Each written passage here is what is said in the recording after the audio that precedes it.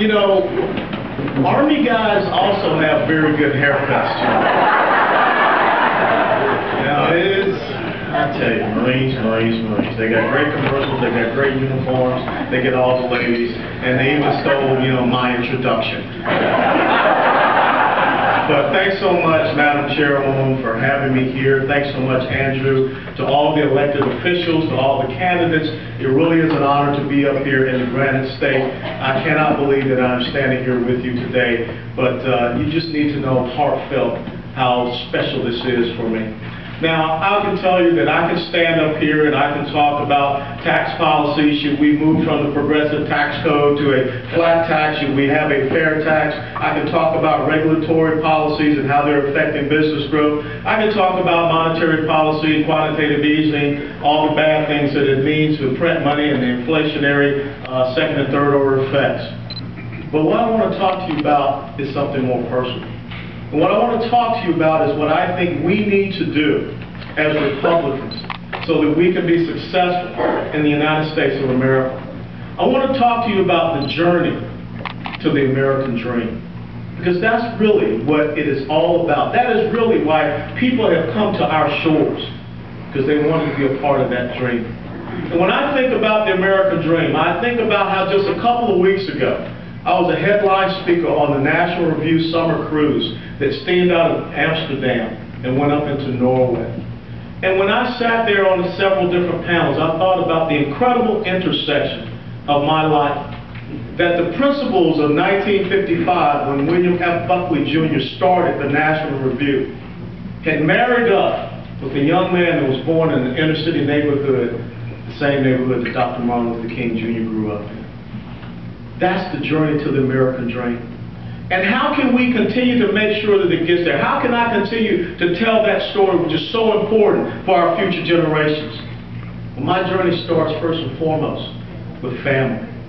When I think about the black community today, only 28% of our children in the black community have mothers and fathers in the home. That was not the life that I grew up with. To have a father that was born in 1920 in Alabama, who grew up in South Georgia, to have a mother that was born and raised in South Georgia in 1931. My father, who served in World War II, who taught me that the greatest thing that you could ever do is wear the uniform of this nation, to serve this nation, to give back to this great country. To have a mother who served 25 years as a civilian servant to the 6th Marine Corps District Headquarters. And that's why my haircut is But to have family that taught you that we are here to make sure that you have a greater opportunity, a greater chance, a greater America, part of the American dream that they did not have. I imagine what it was like for my father to go off to World War II to fight for a country that did not give him all of the rights and privileges and benefits that he should have had. But it did not matter, because when his country called upon him, he answered that call. I thought about the times when I would go up and spend time with my mother there at that headquarters, when she was cutting the orders for young men who were coming back from Vietnam and had to be buried, because that was her job. And I learned what it meant to have a great family that taught me the specialness, the greatness, the exceptionalism of America, and that it's so great to give back to something, not just to yourself. But what was so good about having a family was knowing that I was loved. And what was so good about having a family was knowing that we could sit down and we could share, we could talk about things. And they stress one very important aspect, that's education. When I think about the sacrifices that my family made so that I could go to the only black Catholic school in the inner city of Atlanta, Georgia, Our Lady of Lourdes, which was right across the street from Ebenezer Baptist Church. How hard they worked for me to do that. That's what we have to talk about. You know, when you look at the inner cities,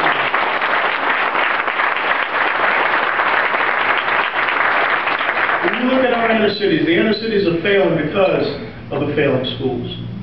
And we should be the #1 party that is going out there and talking about education, because that is the key to success. We should be the ones talking about school choice. We should be the ones that are saying that one of the first things that President Barack Hussein Obama did in Washington, D.C. as President of the United States of America, he took away the school voucher program in Washington, D.C. There were 2 children that were going to Sidwell Friends. They got booted out so that his 2 daughters could get a chance to go. That is not what my parents raised me to understand. That sense of family, that sense of education. That's part of that journey to the American dream. You know, when you think about how I am able to stand here before you today, this is the story that we should tell. The story that says that no matter where you come from, no matter where you are born in the United States of America, it is about one simple thing. It is about the opportunity society. You know, in 1961, when I was born in Atlanta, Georgia, my parents could not walk or go on the beaches in Fort Lauderdale. They could not have the opportunity to go over on Palm Beach Island. But 50 years later, in 2011, when I was sworn into Congress, I was representing the beaches of Fort Lauderdale. I was representing Palm Beach Island. And yes, Rush Limbaugh was one of my constituents.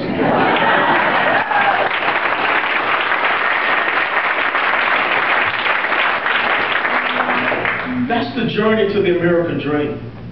And that's the story that we need to tell, because who we are, as so many of you have talked about, we're the party that believes in that individual. We're the party that believes in the individual's right to sovereignty. The party that believes in the pursuit of happiness, not the guarantee of happiness.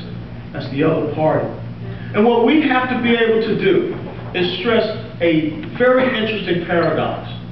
We believe in an equality of opportunity. The other side believes in an equality of outcomes. See, the other side would have looked at Allen West in the inner city of Atlanta, Georgia, and would have said, you can only go so far. We have programs that say, you know, we may alter standards so you can have an opportunity to play, but we don't really believe that you can play in the big leagues.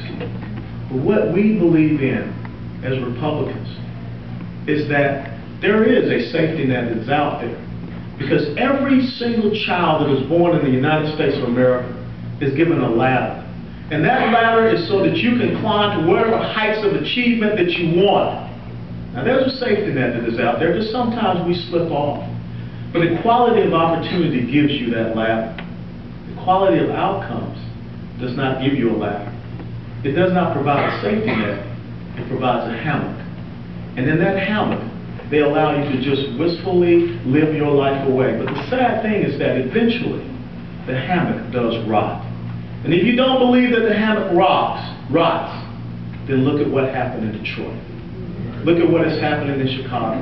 When I go back to my neighborhood in Atlanta, Georgia, Auburn Avenue, which was the center place of black entrepreneurial growth, is just a shell of itself.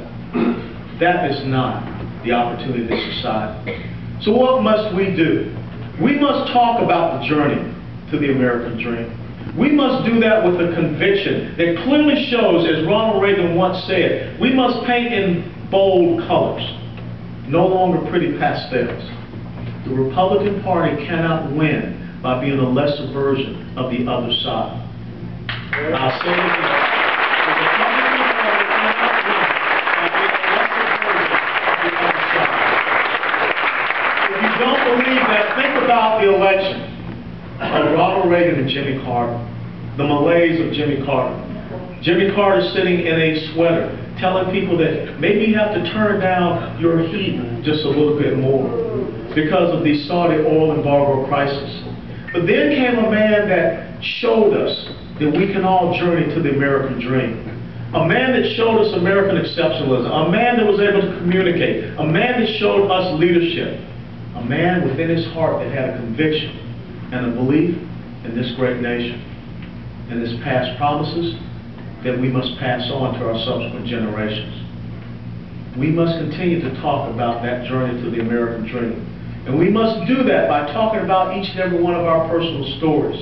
And we must take those personal stories into communities that many people think that we cannot be successful in. I would challenge you to go back and read the writings of Booker T. Washington at the turn of the century And understand that his belief, his philosophy was on three pillars: education, entrepreneurship, and self-reliance. And that was at the turn of the century, the first black conservative. So when you tell me that you can't take our message into a black community, when you tell me that you can't take our message into a Hispanic community, I'll tell you that you're just darn wrong. They believe in family. They believe in education. They want better opportunities. They have a conviction. They came here for the American dream. But mostly, it's about faith. When I was over and we were walking through Amsterdam, something I saw just really was glaring to me. All those beautiful Gothic churches that were built in the early centuries, they're not used as churches anymore. And something happens when a nation loses its faith. Something happens when you lose such an important core part of your belief system, the Judeo-Christian faith heritage. Then you start to now not believe and not worship the God with the big G. You start to worship the government with the little g. And that is exactly what is happening in America.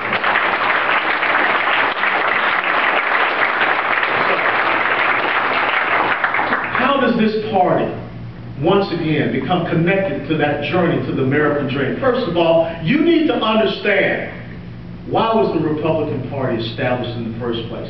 Why in Ripon, Wisconsin in 1854 was the Republican Party established? One simple reason: liberty, to emancipate people from physical bondage. You think about the Democrat Party and their history. I've always told people there are four different S's of the Democrat Party. It is slavery, it is secession, it is segregation, and it is socialism today. And that has nothing to do with the core principles and values of the United States of America. Today, this is what the Republican Party must stand for. We must stand for liberty and freedom from economic bondage. When you think about what we're doing, and all of you know about putting people on part-time hours, all of you know about American families that are struggling to put food on the table, to have opportunities for their children, to give them a good education. Now is the time for us to be able to make that difference. Now is the time when we stop talking about outreach. Because outreach basically means that during Black History Month or Hispanic Heritage Month, you show up, you have a luncheon or you have a dinner, and then they never see you again. This is about policy inclusiveness. If this young man from the inner city of Atlanta, Georgia, can stand here before you today as a conservative, then why in the heck can't we have more standing up as conservatives? It is only because we ourselves as a party have a recalcitrance. We have to stop reading the New York Times and the Washington Post that tell us about who we should be and try to define us. Our policies and principles work. It is much the same as Thomas Sowell once said. We have to talk about the things that work and stop listening to the things that sound good. That's how we turn it around. We also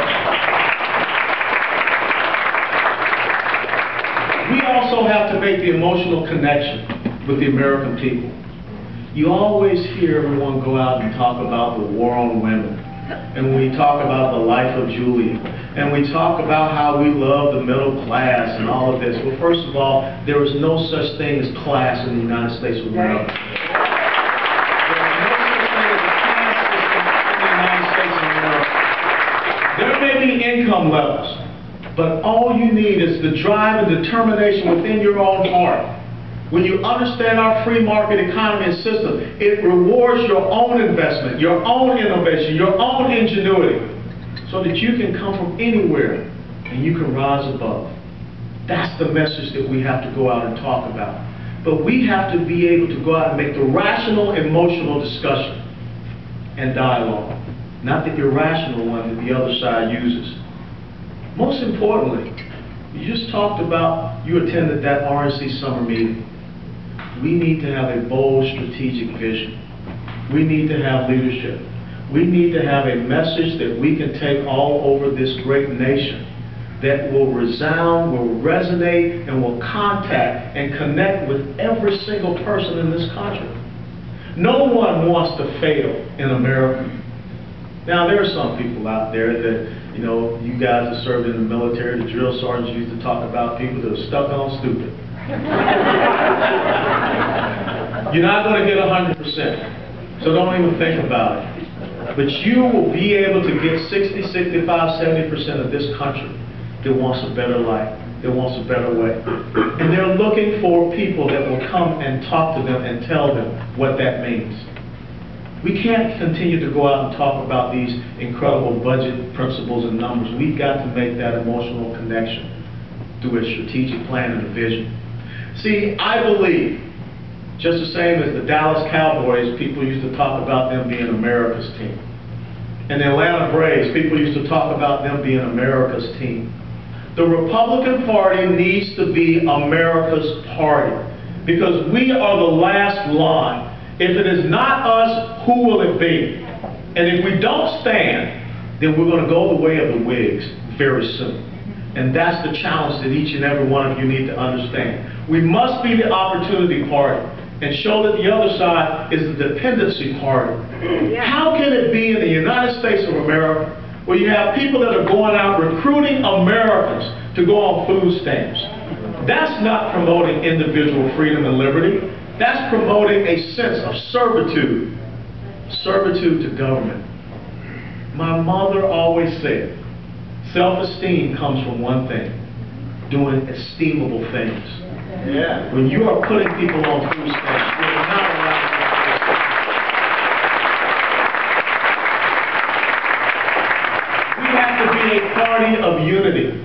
It says e pluribus unum. The other party is a party of divisiveness, whether it is black against white, men against women, all different types of things, heterosexual, homosexual, you name it. Because what they believe in is the collective. They don't believe in the individual. And they believe if they can pit enough of the collective groups against each other, they will be able to be successful. That's not America. America, in the Declaration of Independence written by Thomas Jefferson, talked about the preeminence of the individual, your life, your liberty, your pursuit of happiness, not different collective groups. Let's be the party that goes out and talks to people by uniting them. I know it's possible to do that. Let's also be the principal party, a party of truth, not the party of lying and the party of rhetoric. It was George Orwell that once said, in a universe of deceit, truth is a revolutionary act. And when you're speaking the truth, you don't have to be afraid. Why are we so afraid to stand up? Why are we so afraid to say that there are unconstitutional things that this president is doing? If you continue to show fear, you will continue to lose. And as we once would say in combat zones, you either get to fighting or you get to dying. Make your choice. We must now, in these times, become the guardians of this great constitutional republic. We must become America's party. We must become the people that America rallies to, because the American people are suffering. They know something is not right, but they're looking for that beacon. They're looking for the shining city that sits upon a hill. And each and every one of you must understand that within you, you have a light that you need to brightly shine. And when we come together with that light, people will be drawn unto us and who we are and what we believe in. But if we don't even believe in the principles that we espouse when we have all of these dinners and what have you, if as soon as the local newspaper or radio station or TV challenges us on our principles and beliefs, we start to cower away. Ladies and gentlemen, you don't win on defense. You win on offense. If we continue to be reactive communicators, we don't win. If we don't put them on their heels for what they're doing, which is destroying this country, you show me where in the world progressive socialism has ever been successful. Never. So why are we allowing it to take root in the United States of America? The one single place where people have come to have freedom. Because if America goes away, where do people go? They have nowhere to go. This is it. You know, when I go around here in New Hampshire, I see that nice little license plate.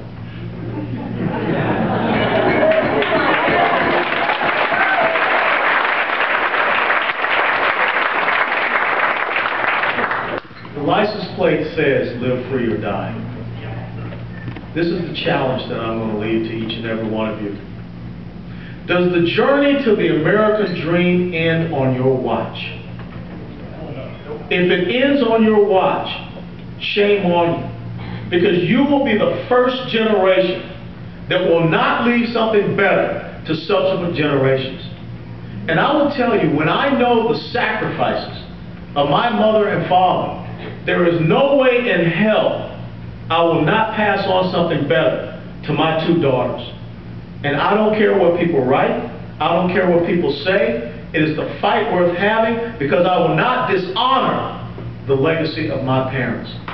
You must not dishonor the legacy of your parents, of your grandparents, and our founding fathers. You must go home tonight, and that motto of live free or die must become part of who you are. And every single night, as you look at yourself in the mirror, you must ask yourself, did I own up to that motto, or are they just words on a license plate? Now is our time. If you're not ready for this fight, then please don't pretend to be. But if you are ready for this fight, as it was said by Thomas Paine in 1775, these are the times which try men's souls, when the summer soldier and the sunshine patriot will in this crisis shrink away from their duties.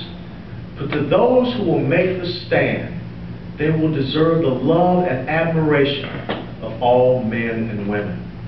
Leave here tonight committed to earn the love and admiration, not of this current generation, not of just the future generations, but the generations that came before us.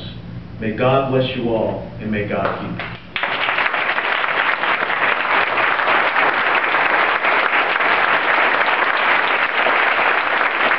Standing ovation for Alan West.